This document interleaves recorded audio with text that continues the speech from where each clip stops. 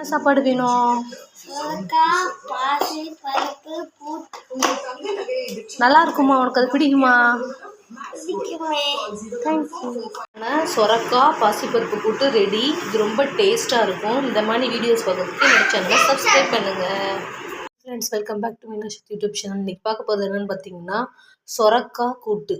சொரக்காய் நான் தோல் சீவி கட் பண்ணி வச்சுருக்கேன். அதோட பாசிப்பருப்பு கொஞ்சம் எடுத்து வச்சுருக்கேன்.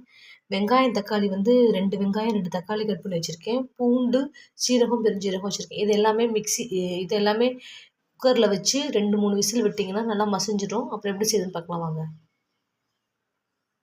குக்கரில் பாசிப்பருப்பும் சொரக்காயும் போட்டாச்சு. நெக்ஸ்ட்டு வெங்காயம் தக்காளி கட் பண்ணி வச்சுருக்கோம். வெங்காயம் தக்காளி ஆட் பண்ணணும். அதுக்கப்புறம் பூண்டு, ஜீரகம், பெருஞ்சீரகம் ஆட் பண்ணணும்.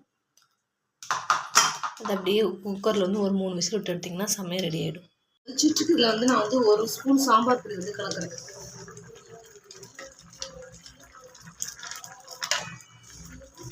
இது நல்லா இன்னும் கொஞ்சம் நேரம் வேகணும். வெந்தோடனே தாளிச்சா முடிஞ்சிச்சு சுவையான சொரக்காய் கூட்டு.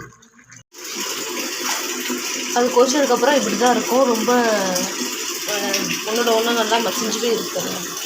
இது லைட்டாக தாளிப்பு செஞ்சால் சொரக்காய் பாசிப்பருப்பு கூட்டு ரெடி. இது சாதத்துக்கு, இட்லி, தோசைக்கு ரொம்ப டேஸ்ட்டாக இருக்கும்.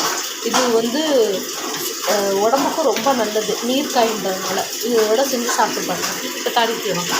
ஊற்றி கடுகு போட்டாச்சு. கடுகு பொரிஞ்சதும் இப்போ நம்ம குக்கரில் வச்சு அதை அப்படியே விட்டு கொதிக்க விட்டிங்கன்னா ரெடி சொரக்காய் பாசிப்பருப்பு கூட்டு.